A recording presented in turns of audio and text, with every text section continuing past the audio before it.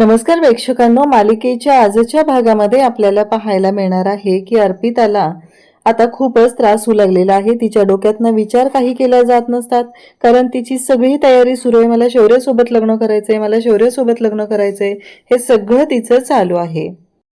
इकडे अर्पिताच्या बाबतीत मात्र आता खूप मोठी गोष्ट घडत आहे। ती या धक्क्यातून बाहेरच येत नाहीये। तिला या गोष्टींचा खूप त्रास होतोय। तिला कळतच नाहीये की आपण काय वागतोय, आपण चुकीचं वागतोय। या सगळ्या गोष्टींचा विचार करणं, सारासार विचार करणं हे तिच्या डोक्यातच बसत नाहीये। ती मात्र वेड्यासारखी वागत आहे आणि फायनली डॉक्टरांनी आता सांगितलेलं आहे की जोपर्यंत अर्पिताला शौर्य भेटत नाही, शौर्य तिला या सगळ्यातून बाहेर काढू शकतो असं डॉक्टरांनी सांगितल्यानंतर आता दिग्विजय शिर्के हे शौर्याच्या पायाशी आलेले आहेत। म्हणजे त्यांनी शौर्याकडे येऊन शौर्याच्या पुढे हात जोडलेले आहेत आणि ते शौर्याला म्हणत आहेत की काहीही झालं तरीही माझ्या मुलीसाठी प्लीज एकदा येऊन तिला भेट, तूच या सगळ्यातून तिला बाहेर काढू शकतो। आता मात्र शौर्याच्या पुढे असा मोठा पेचप्रसंग उभा राहिलेला आहे आणि त्याला कळत नाहीये की या सगळ्या बाबतीत काय निर्णय घ्यायचा आणि काय करायचं, हा प्रश्न त्याच्या पुढे उभा राहिलेला आहे। तर इकडे ऊर्जाचं कर्ज म्हणजेच खत्री सरांकडून ऊर्जानं जे घेतलेलं कर्ज आहे ते कर्ज शौर्यने फेडून टाकलेलं आहे आणि त्याचबरोबर इकडे पद्माला सुद्धा धीर दिलेला आहे। आता हे सगळं कशा पद्धतीने होणार आहे ते आपण डिटेलमध्ये पाहणार आहोत। त्यासाठी व्हिडिओ शेवटपर्यंत पहा। त्याचबरोबर चॅनलवरती नवीन असाल तर चॅनलला नक्की सबस्क्राईब करा। इकडे आपल्याला पाहायला मिळतं ते म्हणजे पद्माला भेटायला ऊर्जा आलेली असते। ऊर्जा म्हणत असते की काय झालं पद्मा, एवढ्या घाईघाईत तू मला बोलावून घेतलंस। हे म्हटल्याबरोबर इकडे पद्माला ती बोलते, अगं ऊर्जाताई, मला ना कळतच नाहीये की मी काय करते आणि काय नाही। माझ्या डोक्यातून हे विचारच जात नाहीयेत। मला ना खूप भीती वाटते। अगं ते पेपर मला सांग, एकदाची सही करून टाकू का? मला खूप टेन्शन आलेलं आहे। मी बंटीला सुद्धा इकडे आणणार नाही, अशा पद्धतीने ती बोलत असते। तेव्हा ऊर्जा तिला समजवते, पद्मा शांत हो, या सगळ्या गोष्टी करायची गरज नाही, तू पहिलं शांत हो असं म्हणत ऊर्जा तिची समजूत घालत आहे। पद्मा म्हणत असते, ऊर्जाताई मला खूप भीती वाटते ग, काय करायचं हे सगळं मला कळत नाहीये असं म्हणत पद्माने तिच्या मनातल्या शंका, तिच्या मनातल्या भावना सगळं पद्माच्या जवळ ऊर्जेच्या जवळ बोलून दाखवलेलं असतं। ऊर्जा म्हणते, काळजी करू नको, काही झालं तरीही त्या पेपरवरती आपल्याला सही करायची नाही, ही गोष्ट विसरू नकोस, कारण ज्या गोष्टी तुला दिसतात तेवढ्या सोप्या त्या राहिलेल्या नाहीत, हे लक्षात घे असं म्हणत ऊर्जा तिची समजूत घालत असते। पद्मा म्हणत असते, पण ऊर्जाताई हे सगळं तुला वाटतं तसं होईल का ग नीट? ऊर्जा म्हणते की हो, आता काळजी करू नको, हे पेपर मी माझ्याकडे ठेवून घेईल, त्याच्यामुळे प्रश्नच मिटला असं ऊर्जाने तिला समजून सांगितलेलं असतं। त्यावरती पद्मा म्हणत असते की चालेल। इकडे आता दिव्या ओरडतच आलेली असते, माफ करा माफ करा, माझा हे म्हणजे काहीच दोष नाहीये, काल जे झालं ते। तेव्हा हर्षवर्धन म्हणतो की अगं काय झालंय, एक तर तू डायरेक्ट बेडरूम मध्ये आले आणि एवढ्या बोंबा मारत आलेली आहे, नक्की झालंय काय? तेव्हा ती सांगू लागते की माझ्याकडनं चूक झाली, मला मान्य आहे, पण माझा काहीच दोष नाहीये त्याच्यात। हर्षवर्धन म्हणतो की काय झालंय ते सांगशील का एकदा? मग दिव्या सांगायला सुरुवात करते की तिथं ऊर्जा आली होती आणि ऊर्जाने सगळं ऐकलेलं आहे। ऊर्जाला कळलं की आपण पद्माला ऑफर दिलेली आहे ते। हर्षवर्धन म्हणतो की त्यात काय एवढं, हे तर कळणारच होतं, नवीन काहीतरी सांग ना। तेव्हा दिव्या म्हणते म्हणजे? हर्षवर्धन सांगू लागतो की हे सगळं होणार होतं याबद्दल मला आधीच कल्पना होती। हे ऐकल्यानंतर दिव्या म्हणते, म्हणजे कळत नाहीये मला, तुम्ही काय बोलताय सासरे बुवा? तेव्हा हर्षवर्धन तिला सांगत असतो की हो, तुला कळणारच नाहीयेत त्या गोष्टी, कारण जे होणार होतं तेच आहे घडलेलं। त्यावरती दिव्याचं एकच म्हणणं असतं, म्हणजे मला कळत नाहीये। हर्षवर्धन म्हणतो की मला माहिती होतं पद्मा एकही गोष्ट ऊर्जाला विचारल्याशिवाय करणार नाही, या गोष्टीची मला कल्पना होती।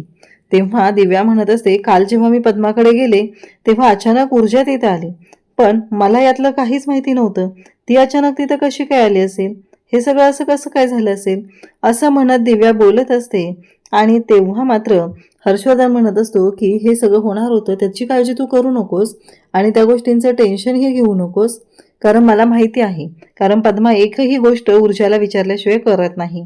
तेव्हा दिव्याचं म्हणणं असतं, पण काल जेव्हा मी हे सगळं बघत होते ना तेव्हा तिने नाही विचारलेलं, कारण मी तिला डायरेक्टच बोललेले होते, तिला याचं काहीच माहिती नव्हतं ऊर्जाला। हर्षवर्धन म्हणतो की असं तुला वाटतंय, पण गोष्टी घडताना अशा घडत नाहीत, गोष्टी घडताना त्या वेगळ्या पद्धतीने घडतायत, तुझ्या समोर त्या वेगळ्या आलेल्या होत्या। इकडे ऊर्जा मात्र पद्माची समजूत घालत असते की हे बघ पद्मा, काहीही झालं तरीही या गोष्टींचा तू विचार करू नकोस, ज्याच्यामुळे तुला त्रास होईल. तू शांत राहा आणि गोष्टी शांतपणे आपण हँडल करूया, आपण बघूया काय करता येईल ते, असं ऊर्जा स्पष्टपणे आता सांगत असते. आणि तिला म्हणते की हे बघ, काहीही झालं तरीही तू विचार करायची अजिबात गरज नाही आणि तू आईकडे जाऊन राहा बरं चाळीत काही दिवस, म्हणजे तुला बरं वाटेल, असं सांगितलं जातं. त्यावरती पद्मा म्हणते की हो चालेल, बघते मी, पण उगीच माझ्यामुळं काकूंना त्रास नको ना. तेव्हा ऊर्जा म्हणते की नाही, काही त्रास होणार नाही आईला, तू आईकडे जाऊन राहा काही दिवस, असं ऊर्जाने सांगितलेलं असतं. तेव्हा पद्मा तयार होते. पद्मा म्हणते की चालेल, मी बघते काय करायचं ते. ऊर्जा पण या गोष्टीसाठी पद्माची समजूत घालत असते, तिला समजून घेत असते. कारण ऊर्जाला माहिती आहे पद्मा सध्या कोणत्या कंडिशनमधून जाते, पद्माची अवस्था काय आहे, या सगळ्या गोष्टी ऊर्जाच्या लक्षात आलेल्या आहेत. म्हणून तर ऊर्जा तिच्या पाठीशी खंबीरपणे उभी राहत आहे. कारण पद्मा म्हणत असते की ऊर्जाताई, मला असं वाटतंय की मी या पेपरवर सह्या करून टाकू का गं? एकदा का मी या पेपरवर सह्या केल्या की सगळं माझ्या डोक्याचं टेन्शन जाईल. तेव्हा ऊर्जा म्हणते की एक गोष्ट लक्षात ठेव, हे पेपर जोपर्यंत आपल्या हातात आहे तोपर्यंत आपल्या हातात सगळं आहे. एकदा का तू सह्या केल्या की सगळं संपणार आहे. त्यामुळे या पेपरवरती अजिबात सह्या करायच्या नाहीत, असं ऊर्जाने स्पष्टपणे आणि ठणकावून सांगितलेलं असतं. आता मात्र पद्मा म्हणते की हो ऊर्जाताई. इकडे हर्षवर्धन दिव्याला म्हणत असतो, म्हणजे काय म्हणायचंय का तुला? तेव्हा ती म्हणते की माझी याच्यामध्ये काहीच चूक नाहीये, मी काहीच केलेलं नाहीये, या सगळ्या गोष्टी ऊर्जाने केलेल्या आहेत. हर्षवर्धन म्हणत असतो की मला माहिती आहे हे सगळं काय होणार आहे. तेव्हा ती म्हणते की मी ऊर्जाकडून पुढचे प्लॅन ऐकून घेऊ का तिचे, असं बोलल्याबरोबर हर्षवर्धन म्हणतो की त्याची काही गरज नाहीये हे सगळं करायची, कारण ऊर्जा खूप धूर्त आहे, ती तुला काहीच सांगणार नाही. तेव्हा मात्र दिव्याचं असं म्हणणं असतं, पण ती मूर्ख आहे. तेव्हा हर्षवर्धन म्हणतो, तुला वाटतं तू मूर्ख आहेस, कधीच ऊर्जा तिचे प्लॅन तुझ्या पुढे एक्सपोज करणार नाही, कारण तू जे काही काम करते ते सगळं माझ्या सांगण्यावरून करते हे तिला माहिती आहे. त्याच्यामुळं या सगळ्या गोष्टी तू विसरून जा, असं हर्षवर्धनने सांगितल्याबरोबर दिव्या मात्र म्हणत असते, पण असं कसं म्हणताय तुम्ही, कारण मला माहिती आहे ना त्या पद्धतीने ऊर्जा सगळं करू शकते. पण हर्षवर्धनला खात्री आहे की या सगळ्या गोष्टींचा काहीही उपयोग होणार नाही. इकडे विक्रांतकडे कॉफी घेऊन त्याची आई आलेली असते आणि तेव्हा मात्र ती विक्रांतला म्हणत असते की विक्रांत हे घे. विक्रांत म्हणत असतो की नाही नकोय मला, मी सांगितलं ना मला नकोय ह्या गोष्टी. पण विक्रांतला ती म्हणत असते, अरे असं काय करतोयस तू, सकाळपासून काहीच खाल्लेलं नाहीये. तेव्हा तो म्हणतो की काय करू, इथं माझ्या आयुष्याची वाट लागलेली आहे आणि इकडे हर्षवर्धन जहागीरदार हे आपल्या डॅडला सांगतात आणि त्या पद्धतीने डॅड वागत असतात. तेव्हा मात्र आई त्याला म्हणत असते की हे बघ, त्यांच्याबद्दल काही बोललेलं मी सहन करणार नाही. तो म्हणतो काय बोललो त्यांच्याबद्दल, त्यांचं करिअर, त्यांचं राजकीय पॉवर हे सगळं जपण्यासाठी ते माझा बळी देतात, लक्षात येत नाही आहे का तुझ्या, असं म्हणत तो आईला बोलत असतो. तेव्हा मात्र आई त्याला म्हणत असते की काहीही झालं तरीही जरा शांतपणे बोल. तेव्हा तो म्हणतो काय करू, माझ्या आयुष्याची वाट लागली आणि इथे हे येडं येऊन बसले आहे, ह्याच्या डोक्यात फक्त एकच सुरू आहे, शौर्य शौर्य शौर्य, दुसरं काय ह्याच्या डोक्यातनं बाहेरच निघत नाहीये, असं म्हणत तो चिडलेला असतो आणि तो बोलायला सुरुवात करतो अर्पिताला. तेव्हा आई म्हणत असते की हे बघ, तुला मी अजून पण सांगते की तू शांतपणे बोल, पण याला मात्र शांतपणे बोलायचंच नाहीये, त्याची चिडचिड वाढत चाललेली असते.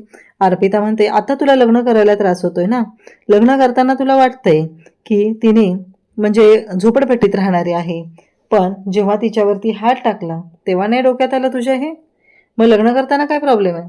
म्हणजे अर्पिताने सरळ सरळात आई ते विक्रांतवरती आरोप केलेले असतात आणि विक्रांतच्या तळपायाची आग मस्तकात गेलेली असते. त्याला खूपच वाईट वाटत असतं. तो म्हणत असतो की बाद झाला, या भाषेत माझ्याशी बोलायचं नाही, आणि असं म्हणत त्याने अक्षरशः अर्पितावर हात उचललेला असतो. अर्पिता बिचारी खूप घाबरते, एकतर तिला वेड्याचे झटके येत आहेत आणि त्यात हा सगळा गोंधळ. त्यानंतर मात्र इकडे विक्रांत ज्या पद्धतीने रिॲक्ट होतोय हे पाहून आईला सुद्धा टेन्शन आलेलं असतं आणि आई म्हणत असते की हे बघ, आता थोडं शांतपणे विचार कर. विक्रांतला म्हणते, तू जा बरं बाहेर. विक्रांत म्हणतो की हो जातोय मी. अर्पिताला ती शांत करू लागते.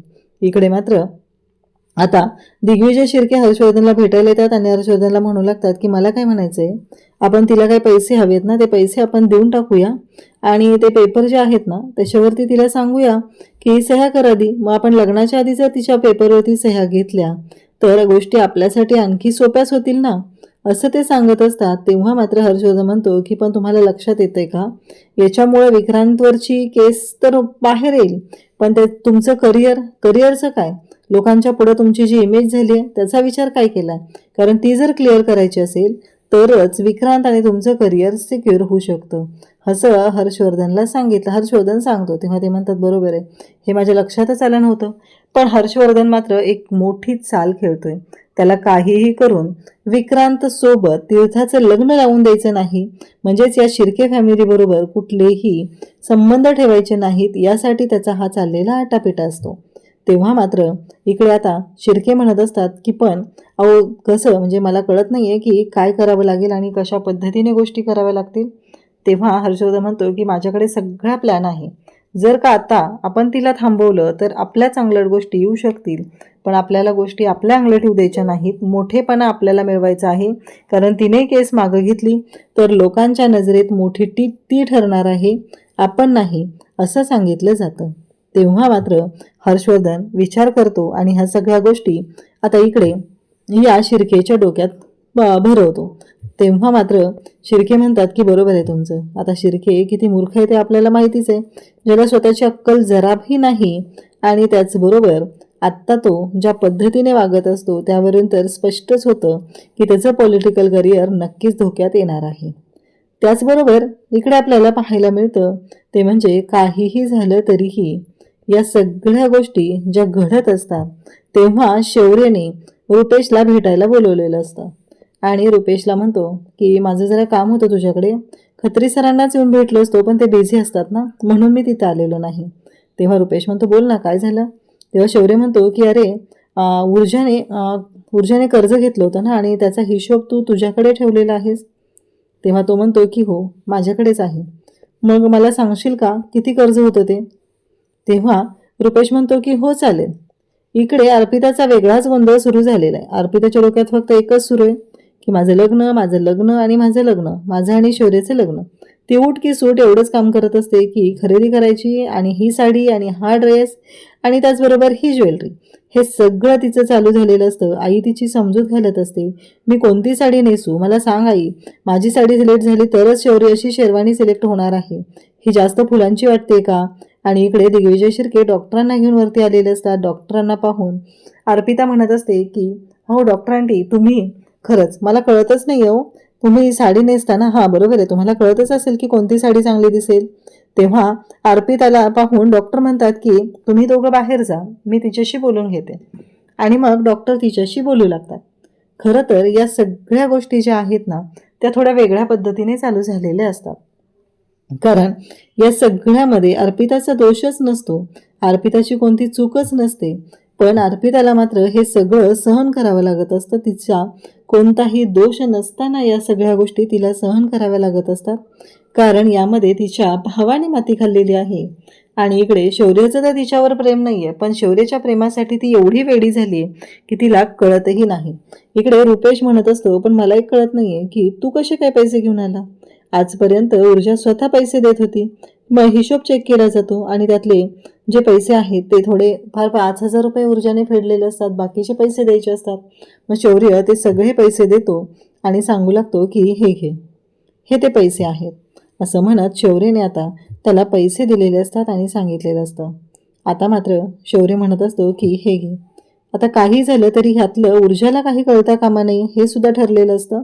माझे मी सांगेल. रुपेश म्हणतो की कसं आहे माहिती आहे का शौर्य, मला सगळ्या गोष्टी माहिती आहेत, तुला वाटत असेल पण तसं नाही आहे घडलेलं, कारण मी ओळखून आहे. ऊर्जा कधीच असे तुझ्याकडे पैसे पाठवून देणार नाही, ती स्वतः देईल. तेव्हा मात्र इकडे तो म्हणतो की आता खत्री सरांकडे कोणती काम करायची गरज नाही आहे, कारण एक केस जिंकली तर ऊर्जाकडे पैसे आलेले आहेत. त्यावरती मात्र इकडे म्हणणं असतं शौर्याचं की तुझं बरोबर आहे पण ऊर्जाला काम करायचं आहे. तेव्हा रुपेश म्हणतो हो मला माहिती आहे ती स्वाभिमानी आहे. रुपेश म्हणतो की अरे माझं एक काम होतं, मला खत्री सरांनी सांगितलं होतं खूप वेळा की जहागीरदार सरांना भेट, पण आता जहागीरदार सरांकडे यायचं म्हणजे साधी गोष्ट नाही आहे ना. तेव्हा शौर्य म्हणतो की अरे कधी पण. तेव्हा तो म्हणतो नाही नाही, सगळ्या कोर्टात सगळ्यांना माहिती आहे अपॉइंटमेंट शिवाय जहागीरदार सर कोणालाही भेटत नाही आहेत. आता शौर्य म्हणू लागतोय की हो ते तर आहेच, असं म्हणत दोघंही बोलत असतात. इकडे ऊर्जा तेवढ्यात तिथं पोहोचलेली असते आणि ऊर्जा म्हणत असते की काय रे कसला पैसे, कसला हिशोब बोलताय तुम्ही. उद्याच्या भागात आपल्याला पाहायला मिळतं की डॉक्टर आता दिग्विजय शिर्के आणि सुवर्णा या दोघांनाही सांगतात की जर अर्पिताला या सगळ्यातून बाहेर काढायचं असेल तर या सगळ्यातून बाहेर काढणारी एकच व्यक्ती आहे, ती म्हणजे शौर्य. जर शौर्य येऊन तिच्याशी बोलला तरच ती या सगळ्यातून बाहेर येऊ शकेल. आता हे डॉक्टरांनी सांगितल्यानंतर मात्र खूप मोठा धक्का बसलेला आहे, कारण आता शौर्य येणार की नाही हा मोठा प्रश्न उभा राहिलेला आहे. त्यानंतर दिग्विजय शिर्के हे जहागीरदारांच्या घरी पोचलेले आहेत आणि जहागीरदारांच्या घरी जात दिग्विजय शिर्केंनी एक मोठी गोष्ट केलेली आहे, ज्याचा विचारही कोणी करू शकत नाही. ती गोष्ट त्यांनी केलेली आहे आणि त्यांनी तिथे येऊन शौर्याच्या पुढे हात जोडलेले आहेत आणि शौर्याला म्हणत आहेत की हे बघ, काहीही झालं तरीही मी अर्पितासाठी तुझ्या पुढे हात जोडतोय. माझ्या अर्पिताला या सगळ्यातनं बाहेर काढण्यासाठी तू एकदा तिच्याशी बोल, असं म्हणत ते त्याची माफी मागत आहे, त्याच्या पुढे विनवण्या करत आहेत. अशाच अपडेटसाठी चॅनलशी कनेक्ट राहा. थँक्यू.